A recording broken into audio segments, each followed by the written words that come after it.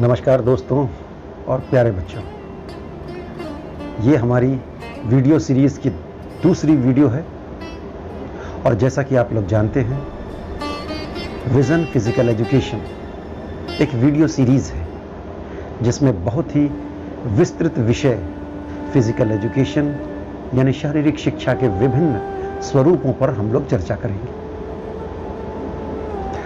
विश्व के सबसे आवश्यक विषय जिसकी शुरुआत मानव सभ्यता के विकास से प्रारंभ हुई तथा जब तक मानव का अस्तित्व इस पृथ्वी पर रहेगा, इस विषय की सर्वाधिक उपयोगिता रहेगी। हालांकि दुर्भाग्य से भारत में जितना सम्मान इस विषय को मिलना चाहिए था, उतना सम्मान सामाजिक जागरूकता के अभाव में अभी तक नहीं मिल पाया है। कोरोना संकट में जब जीवन बचाना ही मानव की सबसे बड़ी उपलब्धि बन गया है, ऐसे में उत्कृष्ट स्वास्थ्य के प्रति लोगों का रुझान इस विषय के प्रति लोगों के दृष्टिकोण में व्यापक परिवर्तन ला रहा है। उम्मीद है कि समय के साथ साथ बहुत जल्द बच्चों के साथ बड़ों को भी ये विषय बहुत पसंद आने लग जाएगा। तभी तो कहते हैं स्वस्थ बनेगा भारत, तभी तो आगे बढ़ेगा भारत। आइए जानते हैं कि इस वीडियो में हम लोग क्या क्या देखने वाले हैं। इस वीडियो में हम लोग शुरुआत कर रहे हैं एथलेटिक्स के बारे में। सबसे पहले एथलेटिक्स के इतिहास के बारे में हम लोग देखेंगे। एथलेटिक्स का इतिहास विश्व के परिप्रेक्ष्य में और भारत के परिप्रेक्ष्य में, और इसके अलावा हम लोग चर्चा करेंगे एथलेटिक्स की प्रतियोगिताओं के बारे में। एथलेटिक्स की प्रतियोगिताएं यानी एथलेटिक्स के इवेंट्स, ये रनिंग, जंपिंग और थ्रोइंग। इस वीडियो में हम लोग रनिंग के बारे में जानेंगे और सबसे महत्वपूर्ण इस वीडियो में हम लोग देखेंगे कि ट्रैक कैसे बनाया जाता है, एथलेटिक ट्रैक। तो ट्रैक के संबंध में पूरी जानकारी आपको इस वीडियो में मिलेगी, जरूर देखिए। आइए अब हम जानते हैं एथलेटिक्स और उसके इतिहास के बारे में। दौड़ना, कूदना, फेंकना, ये सभी क्रियाएं मनुष्य की स्वाभाविक एवं प्राकृतिक क्रियाएं हैं। जन्म से लेकर मृत्यु तक वो ये सभी क्रियाएं करता रहता है। ये क्रियाएं समय के साथ साथ बहुत लोकप्रिय हो गई और जब भी आवश्यकता रहती या समय मिलता या सुविधाएं होती तो ये सभी क्रियाएं आयोजित की जाने लगी। धीरे धीरे इसका एक विशाल रूप एथलेटिक्स के रूप में सामने आया और ये संसार के कोने कोने में प्रसिद्ध हो गया। सबसे पहले इसका आयोजन ग्रीस यानी कि यूनान में हुआ। एथलेटिक्स खेलों का जन्मदाता ग्रीस या यूनान था। ग्रीस के देशवासी शारीरिक क्रियाओं को बड़ा महत्व दिया करते थे। एथलेटिक्स शब्द का उद्भव ग्रीक शब्द एथलॉन से हुआ है, जिसका अर्थ होता है मुकाबला करना या स्पर्धा करना। जो व्यक्ति इस तरह की स्पर्धाओं में भाग लेते थे उन्हें एथलीट कहा जाता था। वैसे तो एथलीट का अर्थ होता है विजय श्री पाने के लिए अपनी पूरी गति, अपनी पूरी क्षमता के साथ निरंतर प्रयास करने वाला खिलाड़ी। प्राचीन ओलंपिक खेलों का आयोजन 1776 बीसी में ग्रीस में ही हुआ था और ये ओलंपिक प्रतियोगिताएं 394 एडी तक चली।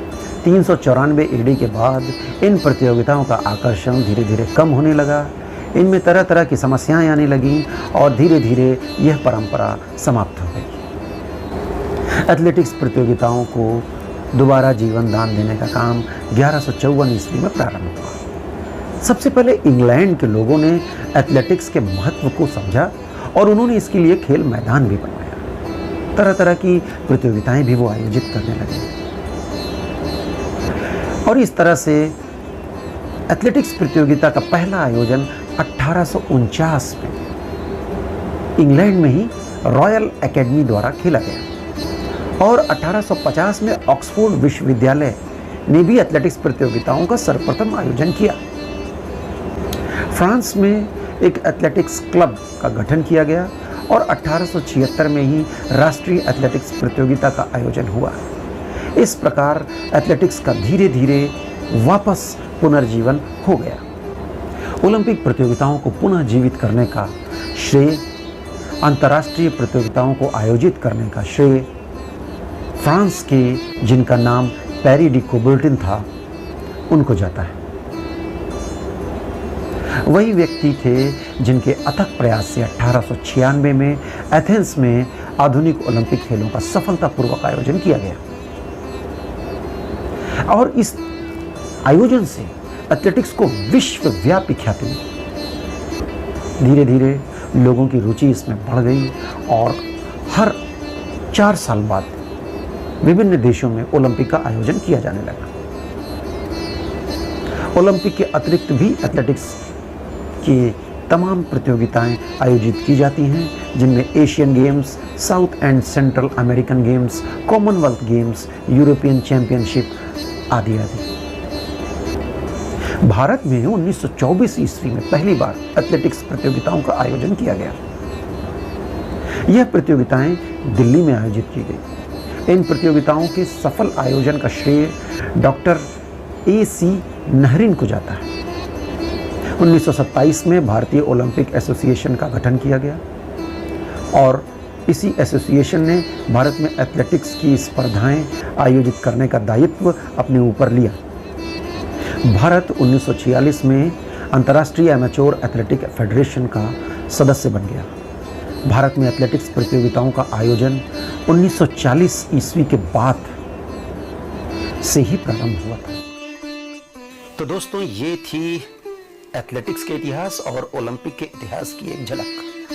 आइए हम लोग मुख्य बातों को एक बार फिर से दोहरा लेते हैं। प्राचीन ओलंपिक खेल ग्रीस में 1776 बीसी से प्रारंभ होकर 394 एडी तक आयोजित हुए। एथलेटिक्स प्रतियोगिताओं को पुनर्जीवित करने का कार्य 1154 ईस्वी में प्रारंभ हुआ। एथलेटिक्स प्रतियोगिताओं का प्रथम आयोजन 1849 में बुलरी, इंग्लैंड के रॉयल एकेडमी द्वारा किया गया। एथलेटिक्स प्रतियोगिताओं का सर्वप्रथम आयोजन 1850 में ऑक्सफोर्ड विश्वविद्यालय में हुआ। इसी दौरान फ्रांस में एथलेटिक क्लब का गठन किया गया तथा 1876 में राष्ट्रीय एथलेटिक प्रतियोगिता का आयोजन किया गया। ओलंपिक प्रतियोगिताओं को पुनर्जीवित करने का श्रेय फ्रांस के पैरी द कुबर्टिन को जाता है। इन्हीं के प्रयासों से 1896 में एथेंस में आधुनिक ओलंपिक खेलों का सफलतापूर्वक आयोजन किया गया। ओलंपिक के अतिरिक्त अंतर्राष्ट्रीय एथलेटिक प्रतियोगिताएं Asian games, south and central American games, Commonwealth games, European championships. Bharat में एथलेटिक प्रतियोगिताओं की शुरुआत सन 1924 में दिल्ली में हुई। इन प्रतियोगिताओं के सफल आयोजन का श्रेय डॉक्टर A.C. नहरीन को जाता है। ये YMCA मद्रास में कार्यरत थे। सन 1927 ईस्वी में भारतीय ओलंपिक एसोसिएशन का गठन हुआ। सन 1946 ईस्वी में भारत अंतर्राष्ट्रीय एमेच्योर एथलेटिक फेडरेशन का सदस्य बना। भारतीय एमेच्योर एथलेटिक फेडरेशन का गठन सन 1946 में बेंगलुरु में किया गया, जिसका मुख्य कार्य था अंतर्राष्ट्रीय प्रतियोगिताओं के लिए एथलीटों का चयन करना, प्रशिक्षण शिविरों का आयोजन करना तथा खेल संस्थाओं को खेल सामग्री उपलब्ध करवाना। सभी खेल संस्थाओं के लिए AAFI की सदस्यता अनिवार्य थी। भारतीय एमेच्योर एथलेटिक फेडरेशन वर्ष में 2 राष्ट्रीय प्रतियोगिताओं का आयोजन करती है, अखिल भारतीय ओपन नेशनल और अंतर राज्य चैंपियनशिप।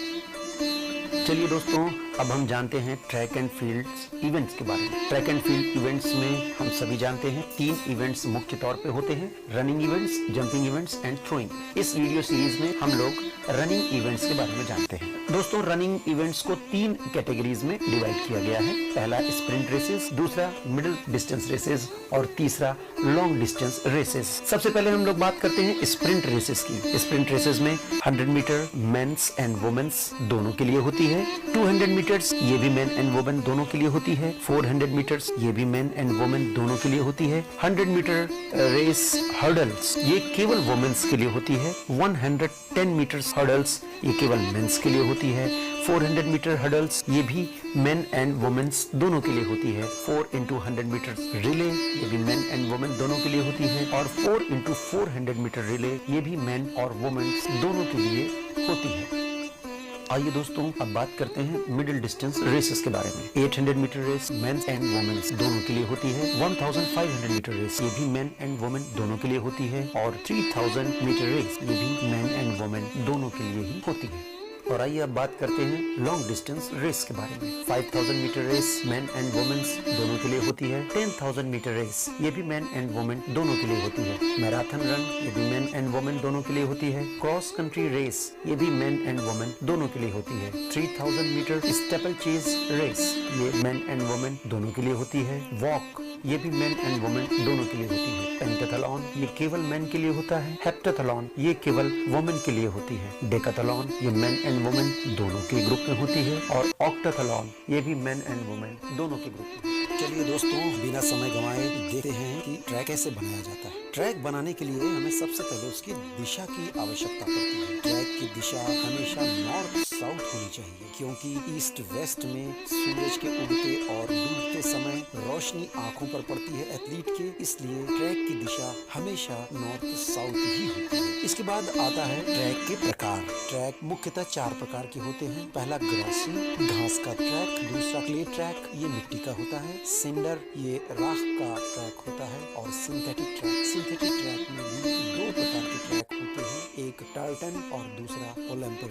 ट्रैक के लिए हमें 2 स्ट्रेट और 2 कर्व चाहिए होता है, क्योंकि आप देखते हैं ओवल शेप में ट्रैक होता है। दोस्तों, सबसे पहले हम स्टैंडर्ड ट्रैक में स्ट्रेट की बात करते हैं। स्ट्रेट 84.39। अब आप पूछेंगे 84.39 ही क्यों? एक्चुअली 79 से लेकर 90 मीटर तक स्ट्रेट हम ले सकते हैं एरिया के मुताबिक, लेकिन इस समय स्टैंडर्ड इसका डायमेंशन 84.39 मीटर ही प्रयोग में लाया जाता है। तो स्टैंडर्ड ट्रैक में स्ट्रेट हो गई 84.39 मीटर, तो 2 इंटू 2 स्ट्रेट होगी, इसलिए 2 into 84.39 meter plus 2 into curve. तो अब 400 मीटर जो स्टैंडर्ड ट्रैक होता है is equal to 168.78 meter plus 2 curves. That's why 2 curves is equal to 400 meter minus 168.78 meters is equal to 2 curve. Curve को हम 2 पाई आर डिफाइन करते हैं, इसलिए 2 pi R is equal to 231.22 metres. इस तरह से हम जब इसके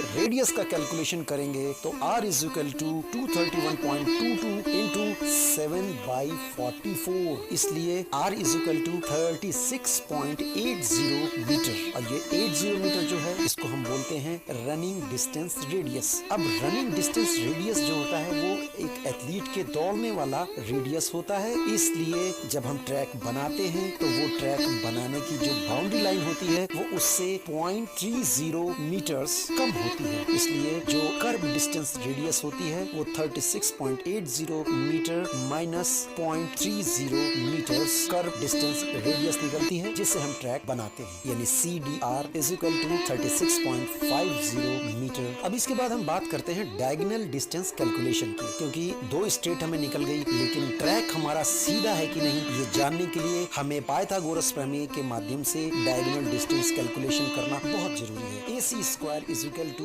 AB square plus BC square. AC square is equal to AB is equal to 84.39 meter जो हमने स्ट्रेट ली थी, और BC यानी कि इसका रेडियस ये निकला है 36.50 मीटर। तो इसको कैलकुलेशन करके जब हम निकालेंगे तो हमको फाइनली जो डिस्टेंस प्राप्त होगी वो 91.945 मीटर्स प्राप्त होगी। ये हमारी डायगोनल डिस्टेंस निकल आएगी। ये हमारी AB और BC के मालूम होने के बाद हमें प्राप्त हुई है।